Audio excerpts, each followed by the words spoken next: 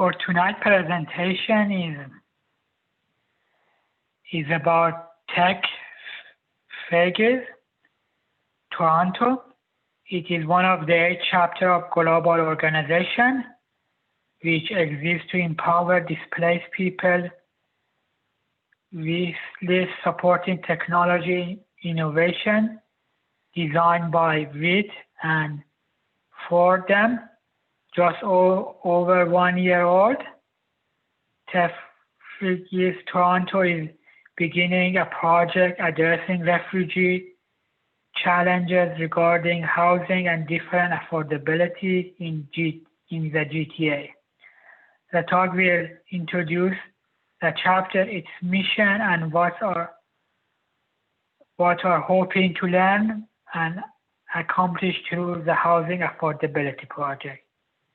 There is a website, and the organization is on Facebook and Twitter.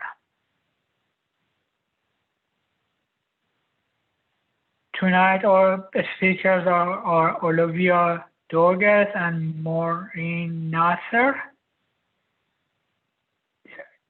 and their websites are on their screen.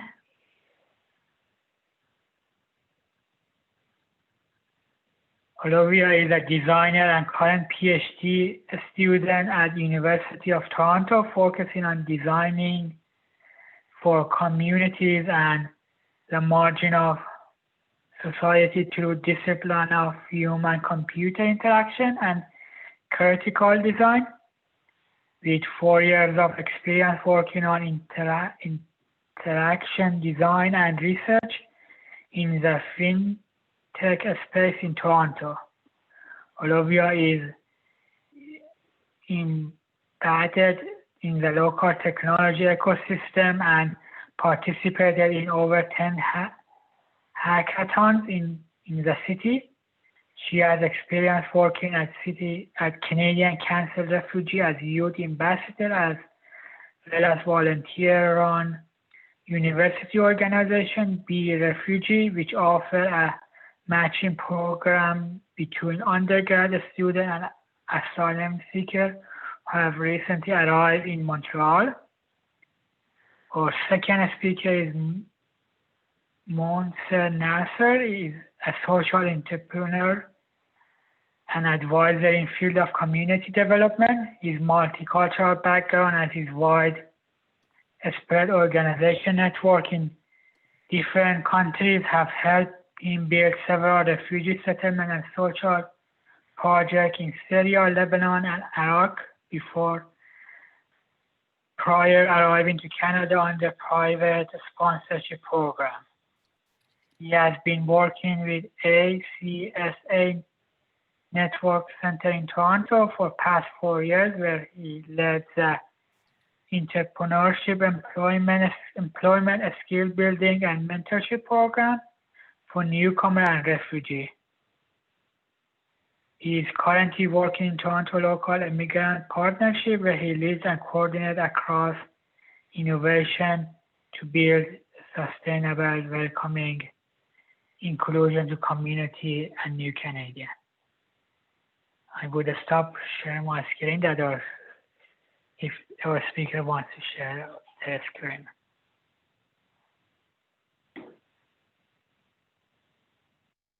You did. Okay, perfect. Thank you so much for that introduction. My name is Olivia Doggett, and I'm presenting today with Mounir Nasri. We are both co-chapter leads for Techfugees Toronto. And we're really, really excited to be here because we've actually been looking at Civic Tech as a great organization to work with, and also the hacknights would just be a great place to work on Techfugees Toronto specific projects. So we're excited to regularly start attending hacknights to work toward the housing and affordability project that we're going to get into detail throughout this presentation. So just to provide a little bit more detail of what Techfugees is globally, Techfugees is a global organization dedicated to trying to develop an ecosystem of solutions that are safe, sustainable, and that aim to support the inclusion of displaced peoples. In terms of these solutions, they can be happening at both the local level as well as the global level. And I'll provide an example of what that looks like later in the presentation. Techfugees began in 2015, and it was a global call to action from Mike Butcher, who is an editor at TechCrunch in Europe. And it was a global call for the tech community to come together and help to develop technological solutions that help refugees specifically. And this call to action came about because of a photo that was circulating at that time of Aylan Kurdi's dead body, which had washed up on a Turkish beach. Aylan was a 3-year-old Syrian boy of Kurdish descent, and him, his mother, and his brother were traveling by boat in an attempt to get to Europe, and unfortunately they didn't make it. An interesting Canadian context with this is that earlier that year, the Kurdi family had actually applied for private sponsorship in Canada, but their application had been denied because it was incomplete. So this story and the situation in general really sparked movement in terms of developing technology to support refugees, because there was a belief that had the right technology existed, there would have been a way to communicate of what was happening in the water at that time, and potentially the Kurdi family could have survived that incident. And what kind of emerged from that call was a conference with 300 people that was held in London, and then later a hackathon that happened. And now, if we actually consider what Techfugees is, it's grown into a global organization where there's 8 chapters that exist across the world, including in France, in Serbia, in Lebanon. We have some people on the call, actually, even though it's 1 a.m. there. Thanks for coming out, Nawar. Nigeria, Kenya, and that it's actually expected to expand to other chapters in places such as Greece and Venezuela as well. There's over 51,000 online community members, and over the past 5 years, there's been over 100 events, 30 hackathons, and 2 global summits. On the left here, we can see an example of what a local event can look like. This was the first hackathon that happened in Nairobi, which was in partnership with the UNHCR to help develop technology for refugee camps quite close to Nairobi. And on the right here, if you Google Techfugees Data Hub, you'll come across a recent global project that was sparked because of COVID-19, where contributors across the world are coming together to report on what COVID cases are in various different refugee camps. And we're actually looking for a Canadian contributor for the Data Hub. So if you're interested in learning more about this project, please reach out to us later after this presentation.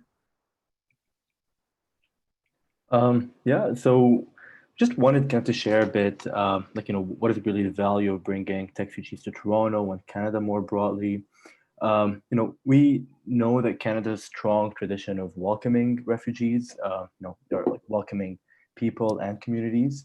According to UNHCR, more than 1 million people were welcomed since 1980.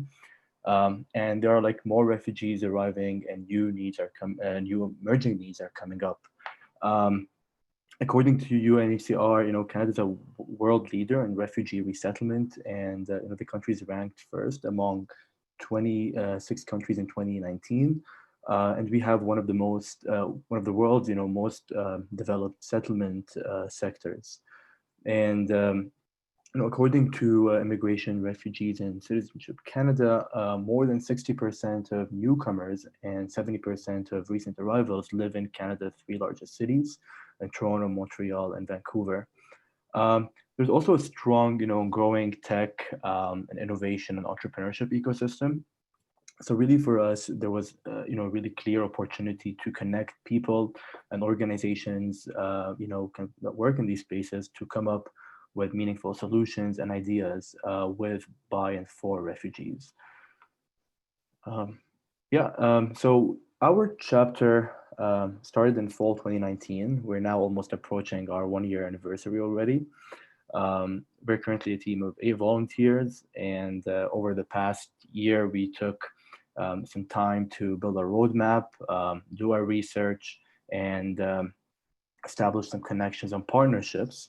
And we've had 3 main events so far. We did the launch event in person, and then we had launched an online talk series called Techfugees Toronto Talks. And as you see here in the photo, this was from our first global chapters talk. And then we had another discussion on refugee entrepreneurship ecosystem, where we invited a successful refugee entrepreneur, an organization that supports refugee entrepreneurs, and someone that can speak more on the policy system level around the topic. So why are we focusing on housing and affordability challenges today, and why? So according to the City of Toronto, since 2013, the number of people using shelters has increased by 69%. And the greatest growth came from refugees, who experienced 665% increase in homelessness. The 2019 Vital Signs report by Toronto Foundation showed that the housing costs are growing 4 times faster than income, and rent costs are growing 2 times faster than income over the last decade. So, that said, affordability, availability, and access to housing is impacting the settlement and integration and inclusion outcomes for refugees. And, some of the more kind of refugee-specific housing challenges are basically the housing allowance that is received by the government, in many cases not sufficient. The unfamiliarity with housing system, and in addition to the language barriers, the challenges in meeting the landlord's requirements for security deposits, credit checks, and references, and even lack of housing for big families. And there's also the rapid pace and scale of arrivals, which is making it harder for people to find places. And of course, there's a lot of racism and discrimination that we're definitely not immune to. So why it matters, really, we know that more people will arrive, and just like this past Friday, the new immigration levels were released, and if everything went according to plan, 1.2 million immigrants will arrive in the next 3 years, and 60 to 65,000 people will be refugees and protected people. So really, the foundation of successful, refugee resettlement and inclusion today remains access to quality and affordable housing. And we, at Techfugees Toronto, believe that we can make a difference there by, fostering a collaborative environment to co-create innovative ideas and tackle specific housing challenges with, by, and for refugees. So, as Mounir pointed out, the housing angle was so important to us, especially when we were having conversations with different individuals and NGOs and in the refugee support space in Toronto, that we actually added housing to one of Techfugees' long-term objectives. Typically, there's 5 long-term objectives that Techfugees has, and if you get to learn more about the chapters, they'll be focusing in on one of these. But we wanted to focus on housing explicitly because it was such a clear area of need within the GTA.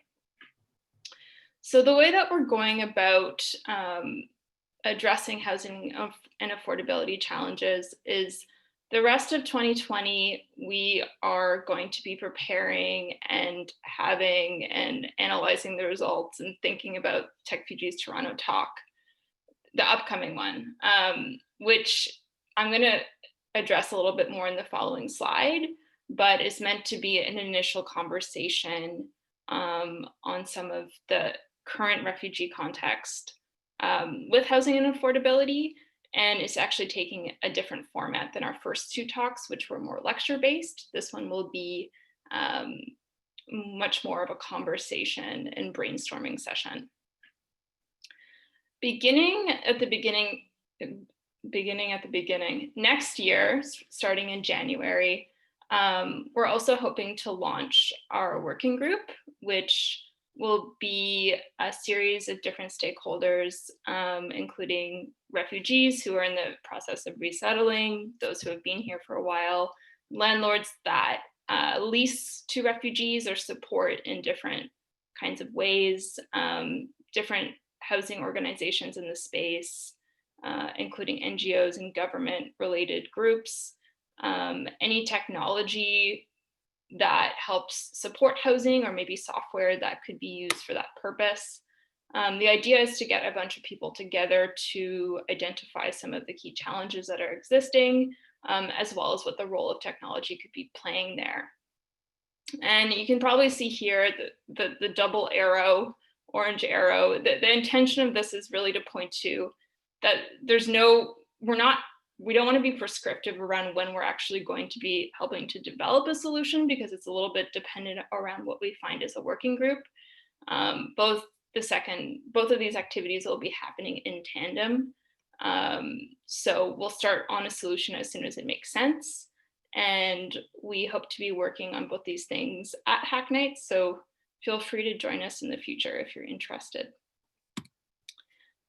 Just briefly on the upcoming Techfugees Toronto talk, it's going to happen on December 8th. We'll be releasing a content pack at the end of this week on November 9th, with materials related to current refugee context for housing and affordability, refugee experience in the settlement process, Canadian government policies that address housing, NGO housing service perspective, as well as some examples of technology that might exist outside of Canada that help with housing and resettlement. And the aim of this session is really to have a conversation and identify common themes that come up, as well as maybe thinking of some of the questions that are left unanswered in the material that we'll be reviewing. So we'll share information about this session in the Civic Tech Slack. And if you follow us on Twitter or Facebook at Techfugees TO, we'll also share the Eventbrite in the coming weeks. I think I covered everything for the working group. The only thing I just wanted to point out is that part of it is that we want to establish an online data hub for people to contribute to, as well as present information that we're learning. So we want an easy way for people to share their experiences with resettlement, or share their experiences of supporting those who have resettled, and also find a way where we can make some of that information publicly accessible in a way that it could be used for outside of the working group. There's a lot that we need to figure out regarding privacy and also what that would actually look like. But that's one of the nuts that we're trying to crack before January of next year. And we might work on this in an upcoming Hacknight. So just a bit like on, how can you actually help out and support Techfugees? We really can use some support in connecting with potential partners in tech, government, and academia to support our housing and affordability initiatives moving forward. We'd love it if you can join our Civic Tech Hacknights. And we're also looking right now to fill some specific volunteer roles in design, communications, and tech partnerships, and data analysis. And from our end, we'd love to, help you connect, with establish some connections in the settlement space in Canada. If you need to build some partnerships with NGOs that can offer a secondary perspective on refugee experiences in the GTA, and certainly like any global connections with other Techfugees chapters and initiatives that are happening worldwide. So yeah, thanks again for taking the time to join us on this Tuesday. Keep learning about what we're up to, and let's keep the conversation going on Twitter and Facebook at Techfugees TO. And we have a newsletter. The link is here, and we can put it in the chat as well. Yeah, and thanks again for tuning in. Also, we can take some time now for Q&A as well, if there's some time for that. Thanks for the presentation.